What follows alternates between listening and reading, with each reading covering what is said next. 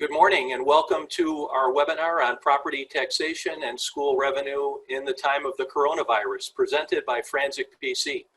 My name is Ares Dalianis, a partner at Franczek. We are delighted to have you with us for the next hour to discuss some of the most timely and urgent questions facing Illinois school districts and school board members.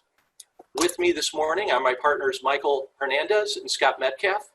The three of us make up the revenue protection team at the firm, working with school districts throughout the state on essential property tax matters faced by school district leaders. You are most likely participating in this webinar from home today. We are doing the same. We hope that everyone is doing well and staying healthy and safe. You have provided us with many good questions that we plan to address during the course of this webinar. You can send us those questions during the webinar. We'll make every effort to answer them as we move through the materials. There's a chat box at the bottom left of your screen where you can send us your questions. A little over 2 months ago, at the commencement of the COVID-19 crisis, we offered a webinar on property tax issues as the pandemic was unfolding and in its infancy. Now, 10 weeks later, what has changed and what issues have risen to the front? This morning, we will be discussing the following topics: state and federal funding and what to expect from the state and the federal government with respect to school funding issues, property tax collections. We've been hearing from many of you that the timing and the percentage factors are of critical importance, the reassessment schedules and procedures for 2020, assessment trends over the last year or so, an overview of the real estate market and its conditions, and then finally, looking at economic development incentives, primarily TIFs and tax abatements. So with that, let's get started. And Mike, why don't you tell us a little bit about state funding issues? Sure. I want to thank everybody for joining us during these challenging times. We're here to support you as you get ready for a new school year. So we're going to talk about state funding. We're going to talk about revenues, which have been affected by the pandemic. And then we're going to talk about how the budget is going to be stabilized as we move forward, both at the state level and at the local level. So what we have is what's being referred to as a $40 billion maintenance level budget that was passed by the governor, recommended by the governor, and passed by the General Assembly. There is reliance on federal funding to close the pandemic-driven deficit. But when you look at the budget, although it's called the maintenance budget, there are some increases. The estimate is that it's an actual increase of 6%.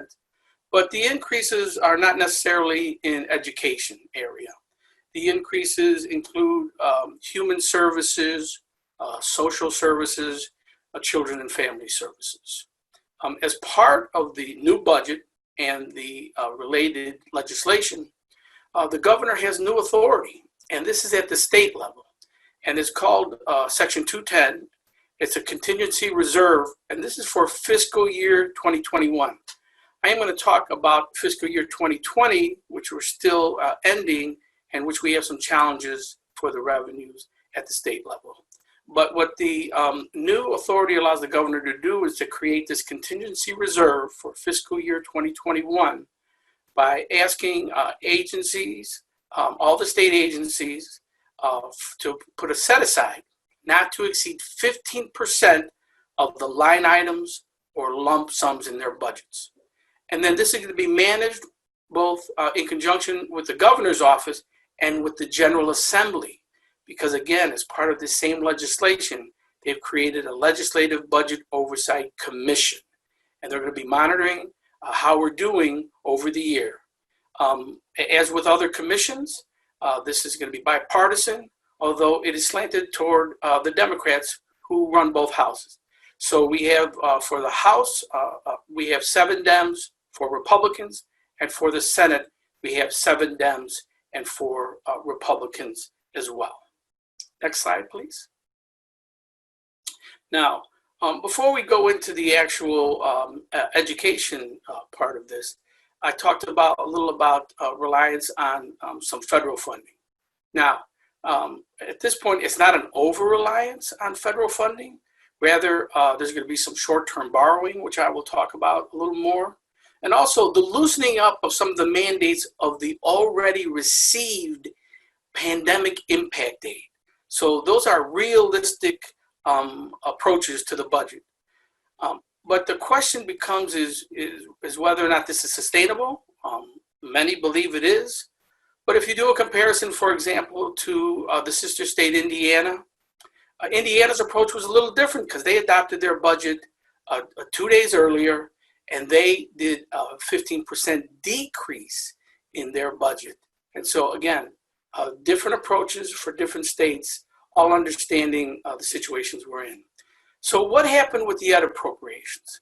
For the education-based funding and for the ISB mandatory categoricals and the grant lines, those have all been held flat for current year levels. Now, for the districts, that might not be viewed as flat because we understand your labor costs may increase, that the new configuration of your programs may increase as well. But for right now, these are flat level appropriations.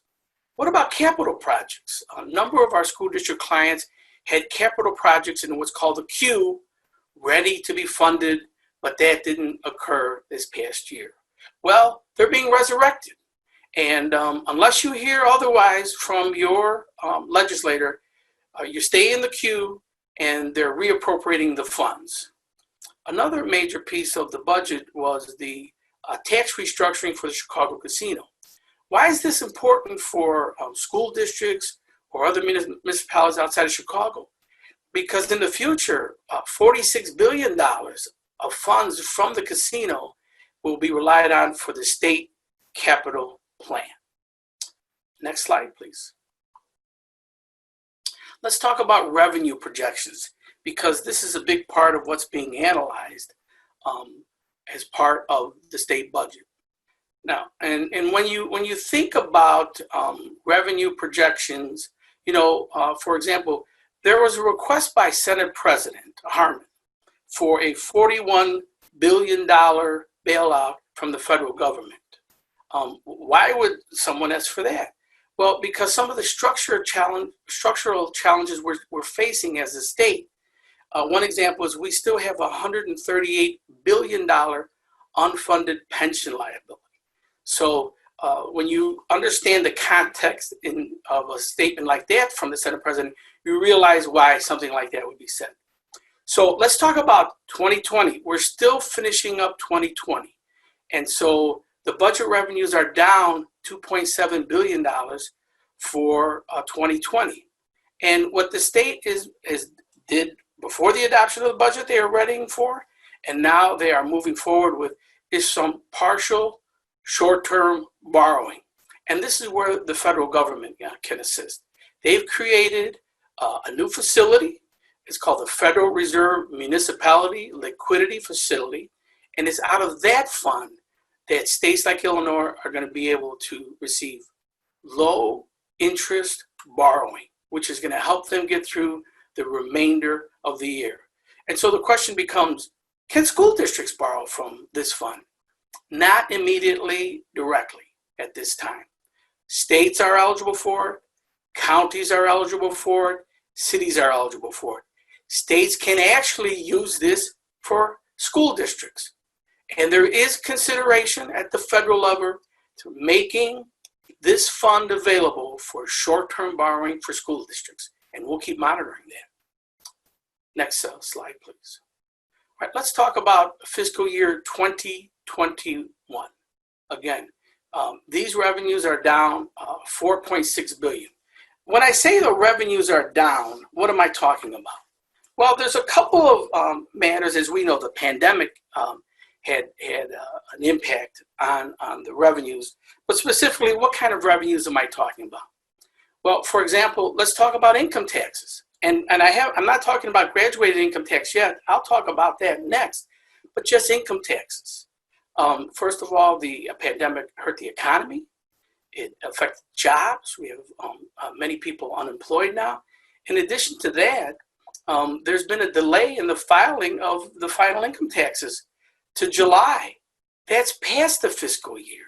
So any additional revenue that would have been gained from that is not going to manifest itself. Corporate taxes also are going to be delayed and hitting the coffers. Sale taxes are affected because of the effect on the economy. They also identify other taxes that are not being available and affecting the revenue shortfalls as lottery, casino, and other wagering, probably racetrack and other types of gambling revenues, which will not be available at this time, but it's anticipated will increase once the economy opens up. Well, again, one of the challenges and why this MLF fund is very important is because when the state was initially going out for funding, the interest rates were very high because of what I have already indicated is the unfunded pension obligations, as well as the state bill, their own invoice backlog. When you compare this to what was initially projected for the budget, it was assumed there was going to be a 3% growth. And we've already talked about an income tax and sales act taxes, which has not actually occurred. I'm going to turn it over to the next presenter. Oh, I'm sorry, one more slide. I apologize. The graduated income tax. Let me talk to you a little about that. What is the graduated income tax? There was legislation that was already passed. That's Public Act 101-008. And that is in anticipation of a constitutional amendment for the graduated income tax. Now, when I was the general counsel for the Illinois State Board of Education, whenever you want to do legislation, you want it to be very surgical and do very slight changes for any type of legislation or any amendment. And the amendment here, which will be on the ballot, this is what's referred to as a legislatively initiated or legislatively referred ballot question. This is for the ballot election day, November 3rd, 2020. What's the question? The question is the repealing of the constitutional required flat income tax rate. That's what we're doing. We need 60% of the votes cast on that measure for it to be successful, or a simple majority of those voting in the election. As you may recall, there was already an increase in the flat tax in 2017. This is the income tax from 3.75 to 4.95. The already enacted legislation, which is what's referred to as contingent legislation, which will activate if the amendment is passed, would increase the top rate for the income tax to 7.99. And so that's waiting in the wings if this graduated income tax amendment is passed. At this point, I'm going to turn it over to Ares. Great. Well, thank you so much, Mike. Let's talk about federal funding. That's the other piece of the puzzle. Your primary funding sources will be the local property tax, some state funding, and maybe some federal funding as well. So the Congress and the President passed a $2 trillion legislative stimulus package that was signed at the end of March, known as the CARES Act. This is the Coronavirus Response Act, and literally $2 trillion for a variety of industries, including education. And the act itself set up a $31.75 billion education stabilization fund. That's both for K-12 and for higher ed. Within that amount, $13.5 billion is allocated for K-12 education, and 90% of that $13.5 is to be spent on Title I-A students. So these are your high poverty students within the district. Some districts have a high percentage of Title I students, some have a very low percentage. If you saw the ISB spreadsheet, and if we've seen it, I'm sure you've seen it, it tells you with an estimate how much money you can be expecting. That 90% is indicated in the CARES Act under the uses of funds. There's 12 enumerated uses of that money, and it really all boils down to three general categories. Education technology, so that would be providing connectivity for students and staff who don't have it, strengthening Wi-Fi, providing laptops, Chromebooks, tablets, other resources that make remote and distance learning possible. The second general category is for sanitation. So that would be sanitizing schools now and then more importantly, getting them ready and clean and keeping them clean when the new school year begins in August or September. And then the third general category is for long-term school closures. And this ties back to remote learning, but things like making sure that you're able to provide mental health services for students that need it, providing food and lunch, breakfast, part of the program that you would do normally, but making that available to students even when schools are closed. And then in addition to the $13.5 billion, there is a supplemental $3 billion. Now that's really within the discretion of each of the 50 governors to spend on K-12. And within K-12, that does include charter schools. So that is the universe of where this money would be spent. What has arisen, I would say, is sort of the primary question mark with respect to the Education Stabilization Fund is how money can be spent from that amount for students attending private schools within your boundaries. And the concept, as you know, is known as equitable services, where districts must provide certain services to Title I students, even if they're not attending the schools within the district, if they live within the boundaries of the district. And the CARES Act takes a traditional view of how Title I monies are to be allocated. It's based on the students living within your boundaries, regardless of where they go to school. They may live within your boundary, but attend a private school within the boundaries of a different community and a different school district. What the DOE's guidance has said is that you don't look at where these kids live, you look at the total enrollment of private school students within your boundaries. And that can result in some very different numbers. Can we go to the next slide, please?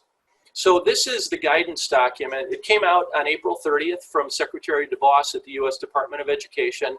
And so that's the title of the document. It's essentially a 12-page FAQ that provides direction for meeting with private school representatives, talking about how the money is going to be allocated. And what the guidance document says is you should use the total enrollment of private or parochial school students within your district boundaries. And the results can be quite dramatic. We're working with one client where if you take the traditional Title I-A population, the amount of CARES funding would be around 45 to 50,000.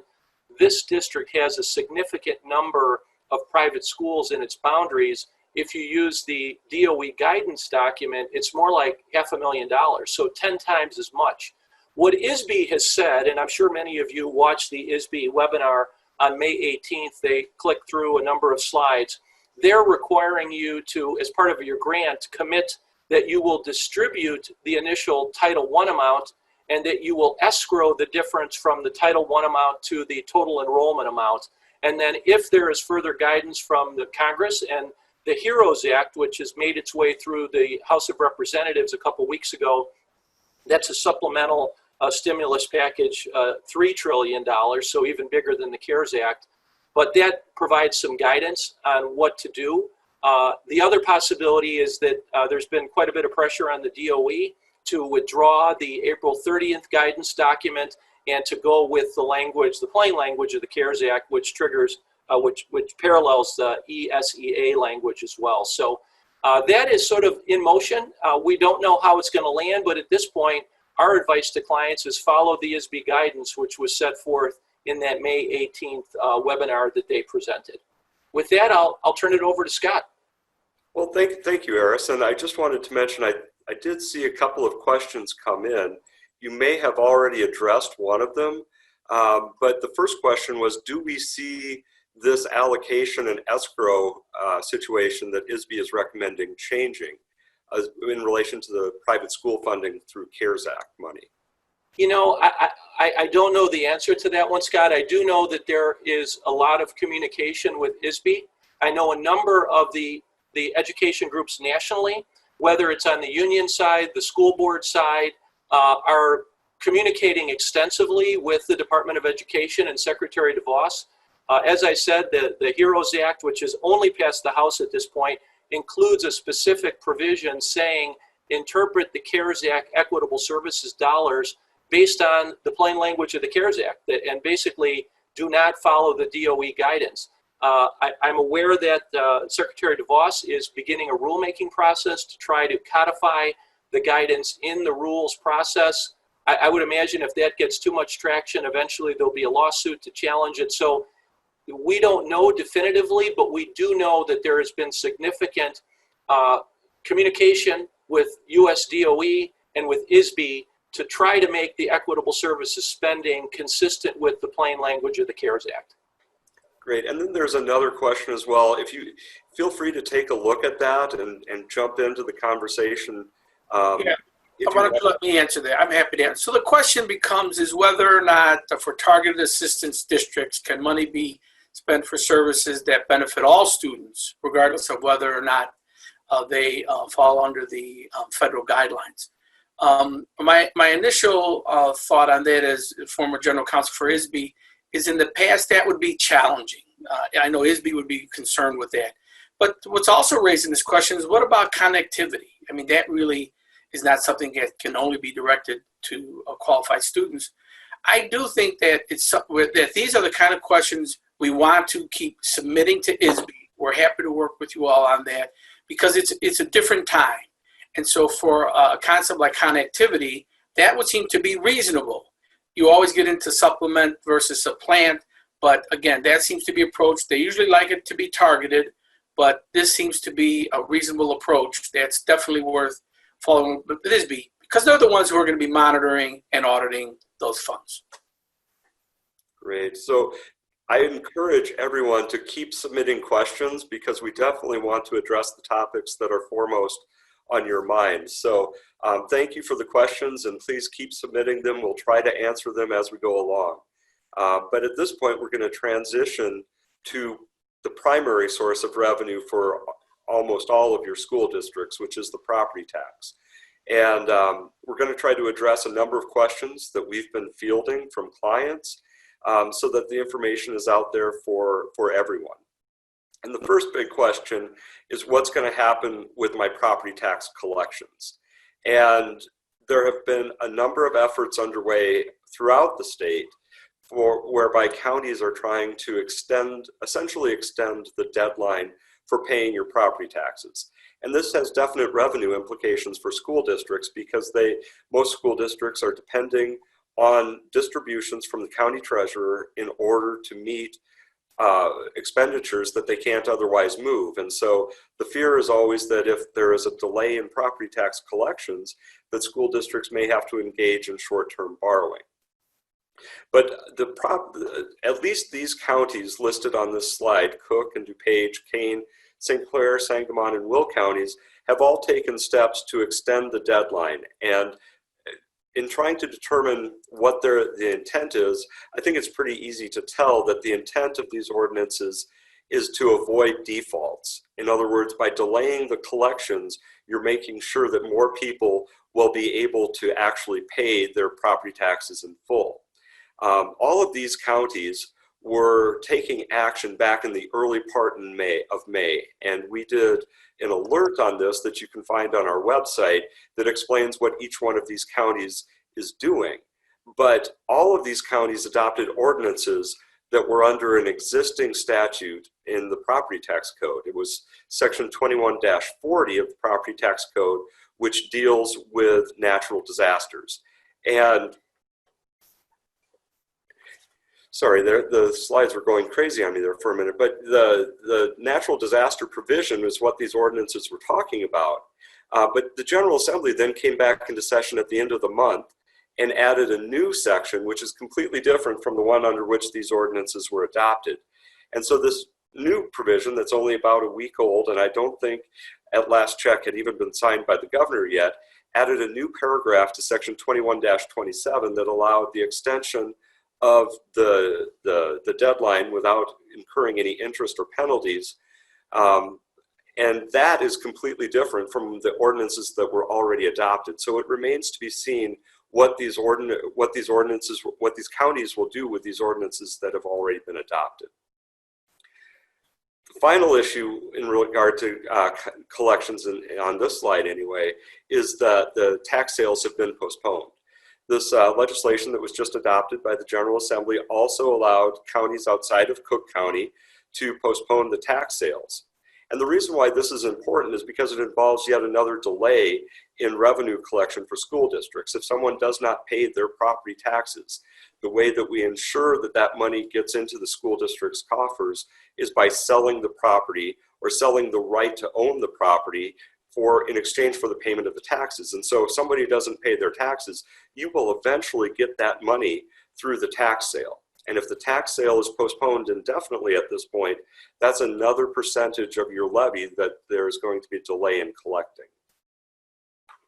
So if we can move on to the next slide, the big issue is going to be what should you be projecting for your collections on your 2019 tax levy that's going to be collected in 2020.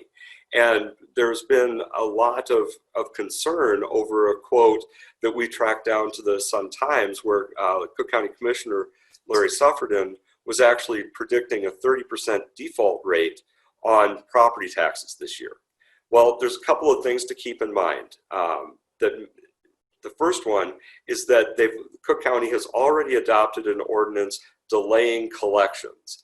And so that should have the effect of avoiding outright defaults by giving people additional time to pay. The second thing is that you have to remember what constitutes your tax base. In your tax base, you have a large number of residential homeowners who pay relatively small amounts of property taxes, but they add up. And then you generally have a much smaller portion of your tax base, which is made up of very large commercial properties. And so this 30% default rate, if it's applied to homeowners, is not going to have as much of an economic impact as if it were 30% of all properties. And then the final thing to keep in mind is that in talking to the Cook County Treasurer's Office and treasurers in counties throughout the state, I think the general consensus is that 45, maybe more than 50% of property taxes are paid through a homeowner's mortgage escrow account. And those taxes are still going to get paid. So when you're projecting what your levy collections are going to be this year, it's very prudent to reduce it somewhat, because I don't think you're going to necessarily see the same percentage of collections that you have in years past. But you also don't want to overcorrect and assume that there's going to be massive default rates, because that's very unlikely to occur, since most people are ultimately going to pay their taxes. So that brings us to the next big question that a lot of people have been asking, which is what is the CPI going to do? And for any school district in a tax-capped county, the CPI is going to limit the amount of your extension increase over the prior year. And there's a couple of things that it's very important to keep in mind when it comes to the CPI that's used. The first is that the CPI is always lagging behind. So the CPI that's being used for the 2019 levy that's being collected in 2020 is actually from December of 2018. So you see that 3-year lag. That also means that your levy for this year that you're going to be adopting in December of 2020 already has the CPI amount set. That is going to be limited to a 2.3% increase. So when you adopt your levy in December of this year, you know that you'll be able to get a 2.3% increase.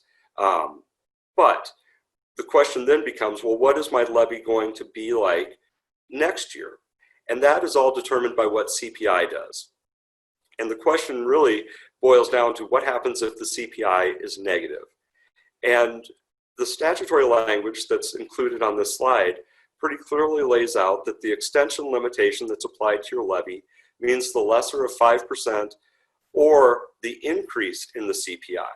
And so there was an argument back in 2008, which you can see on this slide was the last time that CPI approached zero or negative, that you may have actually a reduction in your levy.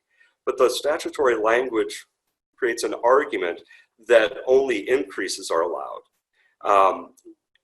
Since we have seen decreases in the monthly CPI numbers for both March and April, this is a reason for concern. but the key will be what the December 2020 CPI looks like in comparison to the December 2019 CPI. And if we have a very strong recovery and inflation keeps increasing, by December of 2020, this might not even be an issue.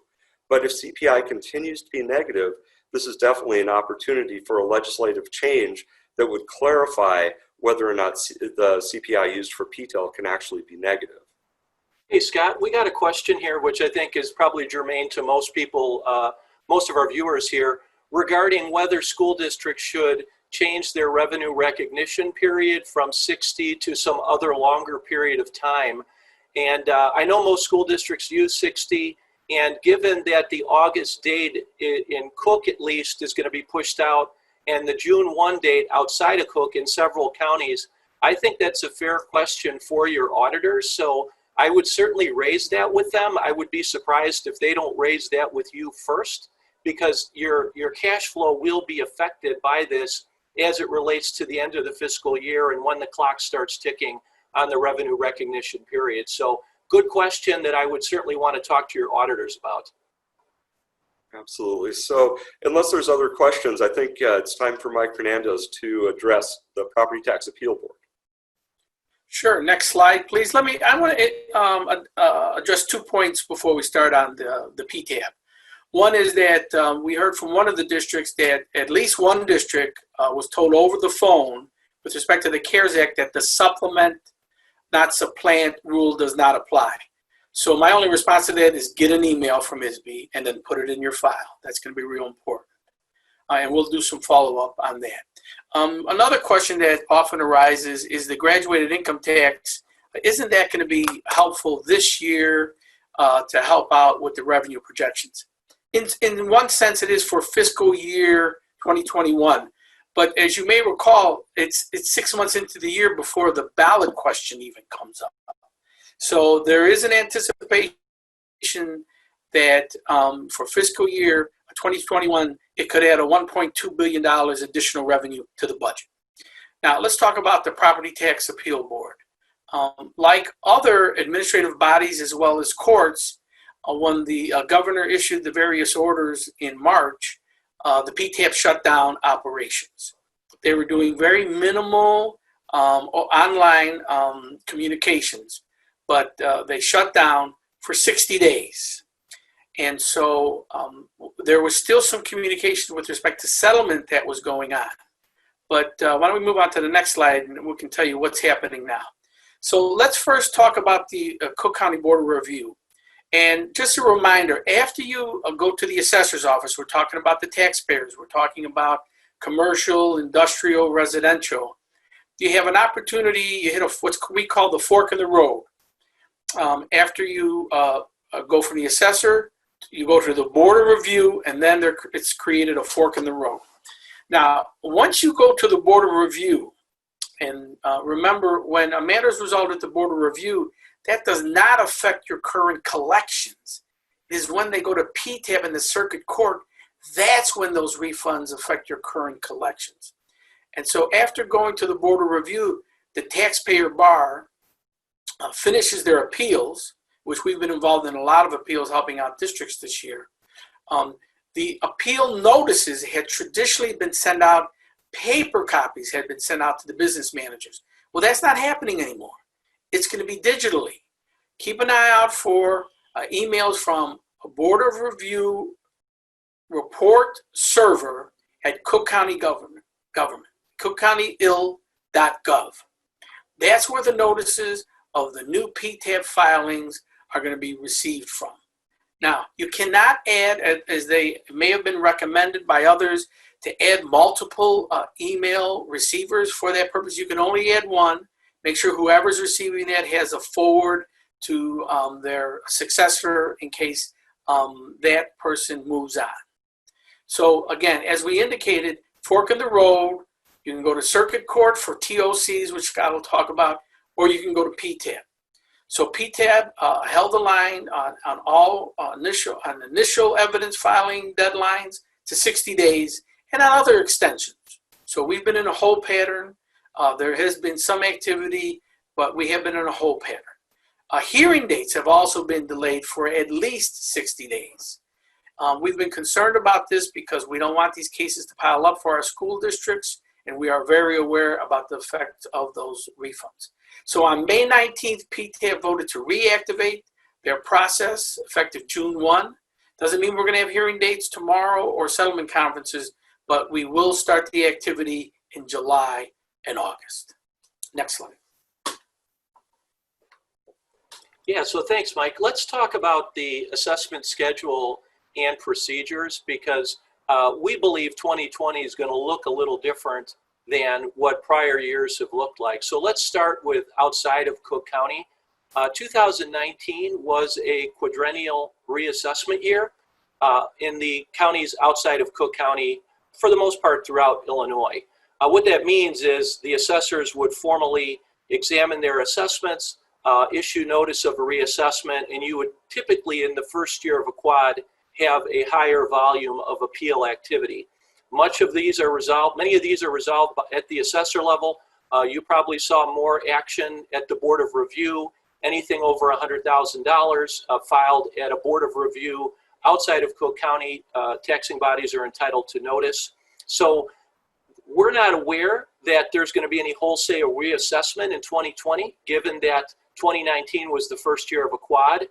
We do expect that there will be an uptick in Board of Review filings, especially for certain property classes that have been hit, particularly hard by COVID-19, such as retail, such as hotels, hospitality, the ones that you see just driving through your communities, and it's obvious you're scratching your head thinking, how are these people going to make it?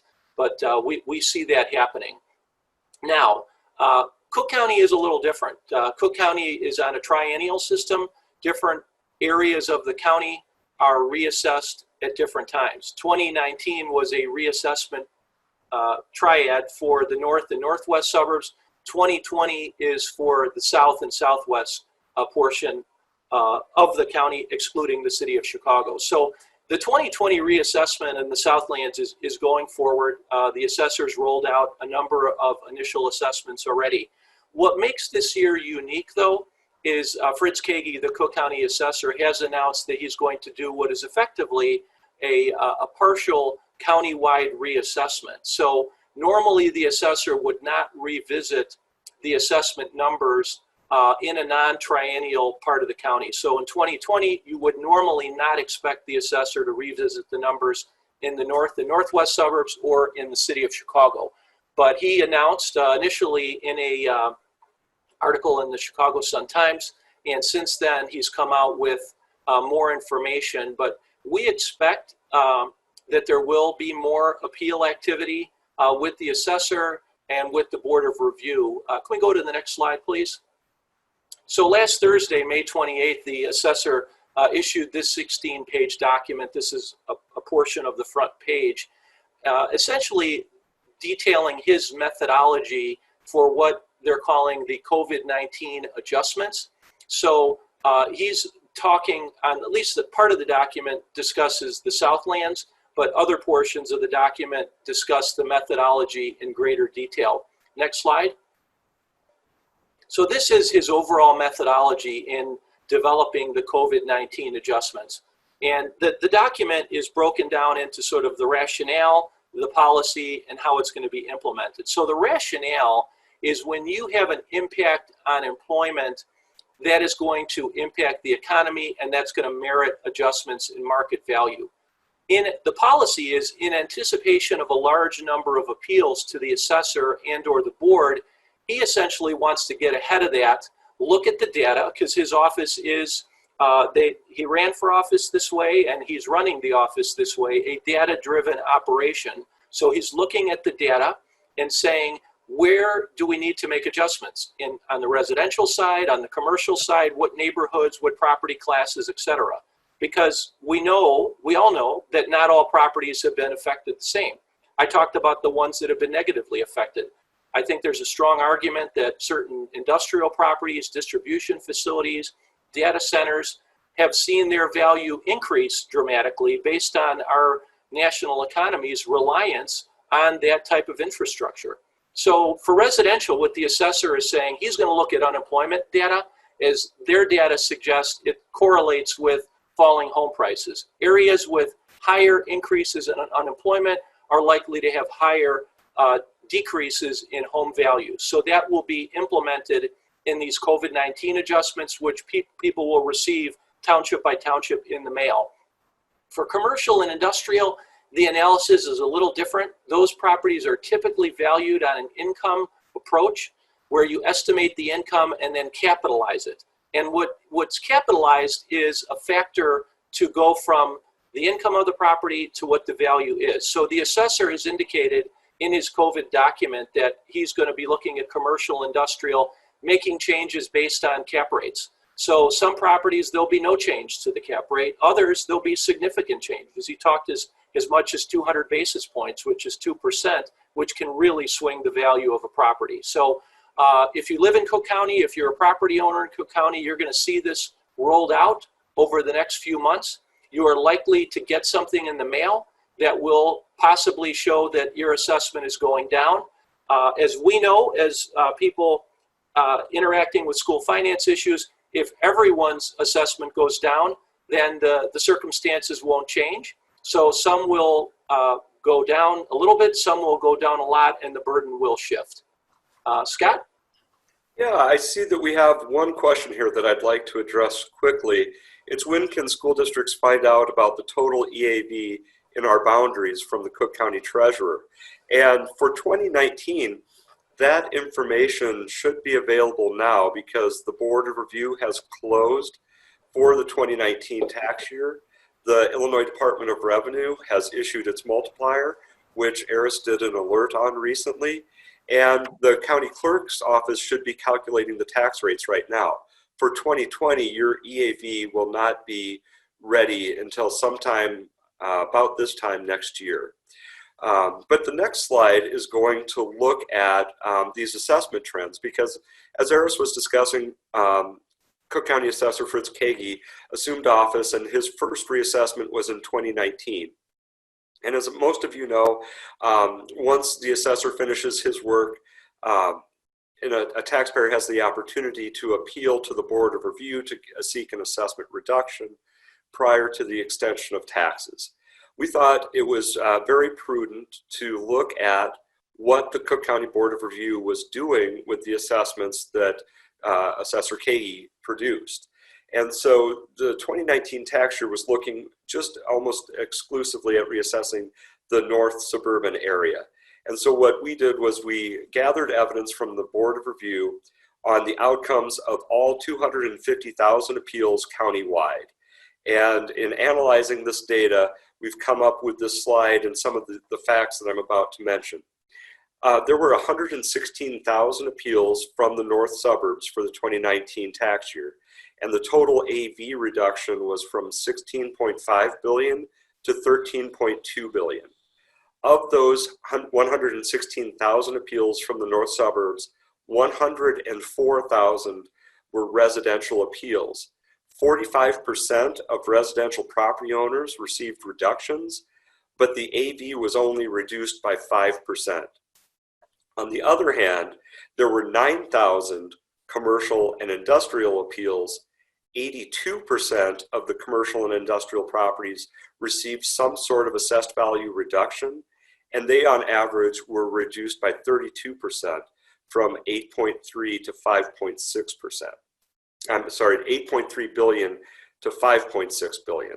So what you can see is that there was very little change in the residential tax base based on what the assessor was doing, but about a 30% change in what the assessor was doing with the commercial and industrial tax base. Overall, there was still an increase over the prior year in the assessed value, but it was just not as great as the increase would have been had Assessor Kagi's original assessments been allowed to stand. So now we're going to transition out of the property tax system itself and more into general real estate trends, as you'll see in the next couple of slides. Because we're litigating these matters, it's always very important for us to stay up on these trends. And the way I would describe the current real estate trends is that this is a moment of transformation that looks at first like a moment of devastation. but I don't think we should just overly focus on the devastating impacts that COVID-19 and the shutdown is having on certain segments of the economy, because what it's really doing, COVID-19 is really just accelerating the trends that were pre-existing in the real estate market.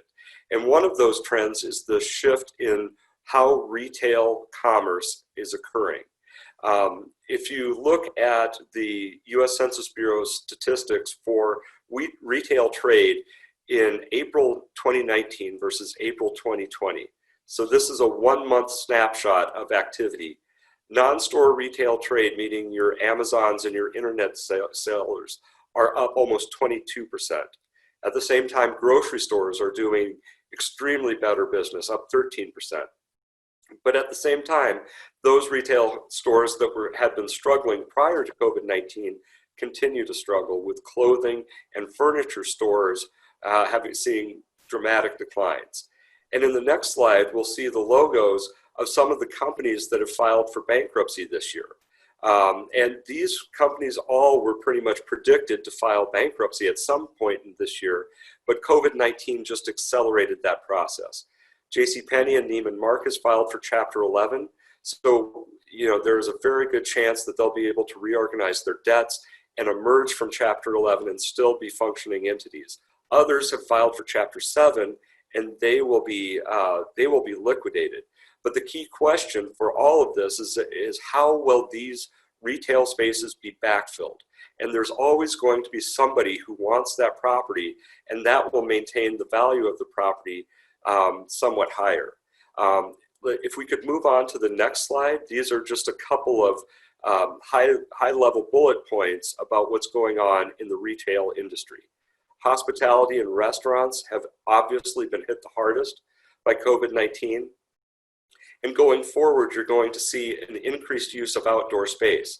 So whereas Old Orchard Mall in the past might have said that it had a hard time doing business because it was outdoors in the wintertime, now in the summertime, when people are afraid of COVID-19, that will actually be a beneficial factor in a lot of people's eyes.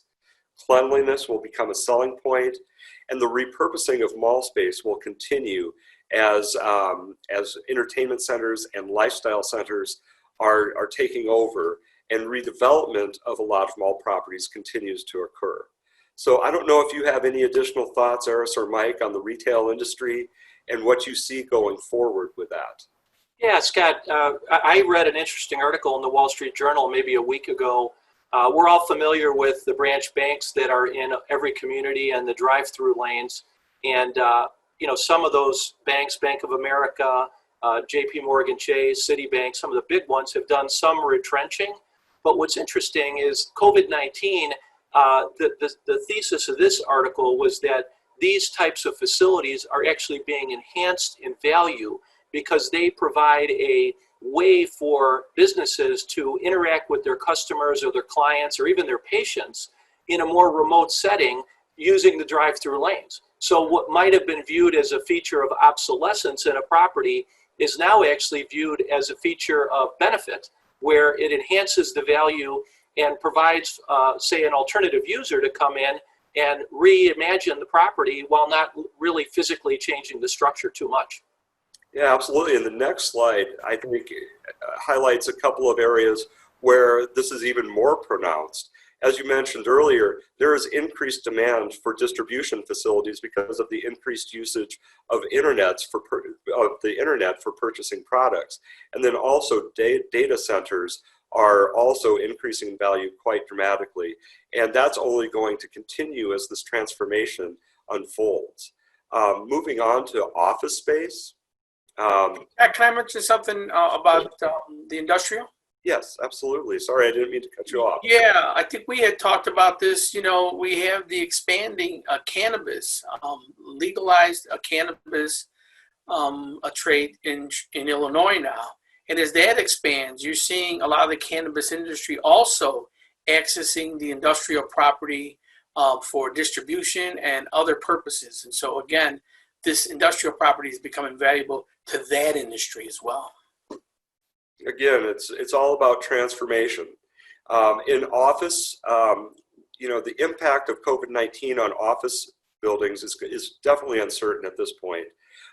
Rent defaults are not widespread, although there was a newspaper article last week saying that the large law firm Jenner and Block has refused to pay its rent and is actually now in litigation over that. But what the caution is that, as we've been noticing for a couple of years now, the Chicago area market is definitely approaching saturation in terms of office space, and that's going to probably lead to increased vacancy rates. And you know, the thing that cannot be overlooked in this is that we are all working remotely now. And that trend is likely going to continue. We've talked to a number of property owners and business owners who say, why would anybody want to pay as much rent as they're paying now when they can have just as much productivity out of their workforce when the workforce is actually at home? So there will probably be a trend toward diminished usage of office space, but the exact extent of that at this point just cannot be predicted. So Ares or Mike, do you have any thoughts on office space and maybe real estate trends in general before we move on? Not at this time. Not at this time, Scott. So let's move to our last topic. Yeah. So we felt this was important to include because America is convulsing a little bit with COVID-19 and social unrest, and that is going to have an effect on retail, commercial properties, either positively or negatively. We do think that you are likely, as school district board members and administrators and business officials, to be approached by municipalities and developers to provide economic development incentives. This is always going on, but we anticipate there will be more of it as the demand for this type of relief increases. So there's really two things we wanted to focus on because these are the two we see the most of. The first is TIF districts. TIF stands for tax increment financing. It's a method of providing funding to a developer, to a municipality for infrastructure. The other one is a property tax abatement, which is a little cleaner, a little shorter. But we want to talk about some of the considerations that you should be thinking about as you evaluate and respond to this. Next slide.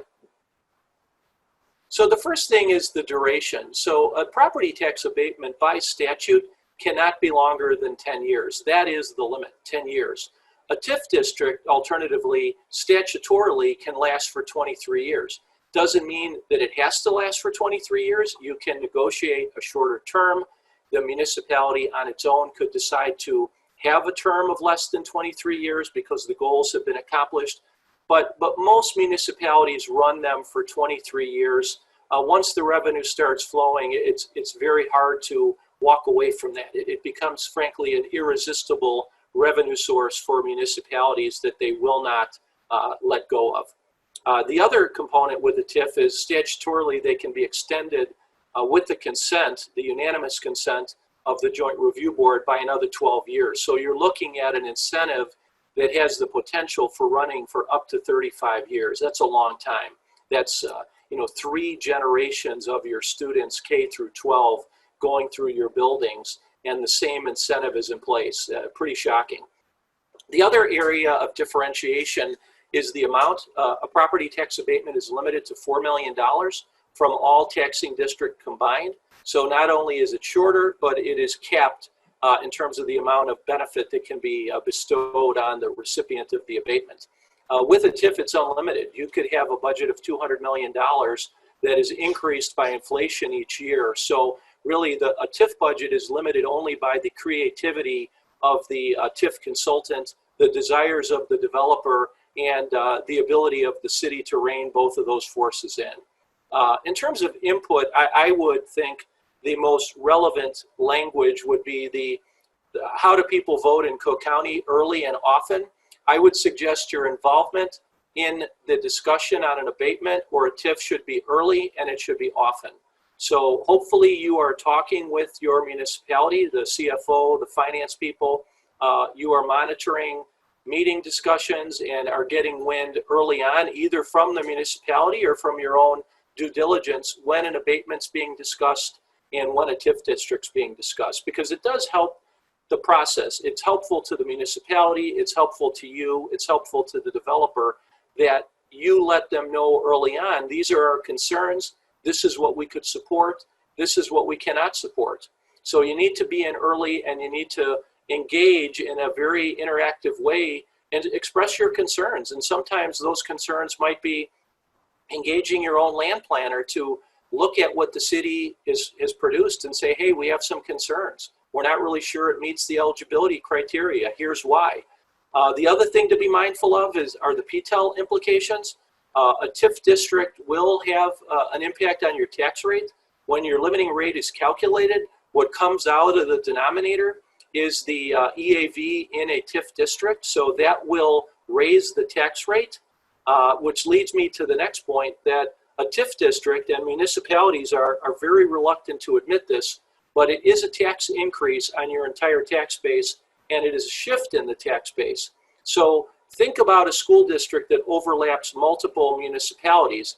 If one municipality creates a TIF district, that tax burden is shifted to the other taxpayers in your district who happen to live in a different village or city. So what's sort of hidden and certainly not advertised by the TIF community is that the taxes for your people will go up. It will appear that your tax rate is increasing, even though all the revenue generated from your rate is not necessarily going to you, the school district. Some of it is being peeled off and is being passed along to the city, which very well may be passing it along directly to the developer. So with economic development incentives, whether it's the abatement or the TIF, we strongly encourage you to engage early, express your opinions, and let it be known what you think makes sense and what doesn't make sense. So that's it for our content today. I don't see any additional questions. Mike or Scott, do you guys have anything to add? Scott? I think you're muted. If you guys don't, let me just say this wraps up our webinar for today. I want to thank Mike and Scott for sharing their expertise. I want to thank each of you for joining us this morning. We greatly appreciate your time and your questions. We'll be making this webinar available on the Franczek website later today for viewing. Feel free to share the link to the archived webinar with your colleagues and friends. Thank you again, and we wish you good health and safety. Thank you.